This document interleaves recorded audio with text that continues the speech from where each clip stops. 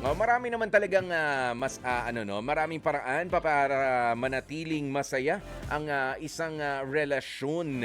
Ayan, dapat handa ka doon sa mga bagay, unang-una, na hindi masaya. Oh, 'yan 'yun. Oh, isa nga po 'yan, yung kabaliktaran, 'di ba? Kailangan handa ka. Why?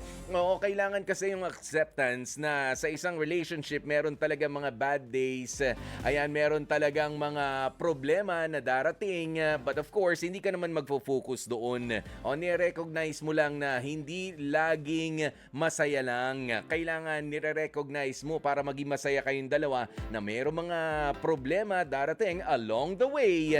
Pero yung bang mentalidad o yung pag-iisip na malalampasan naman natin ito eh. O dahil pipiliin pa rin naman natin sa bandang huli ang isa't isa.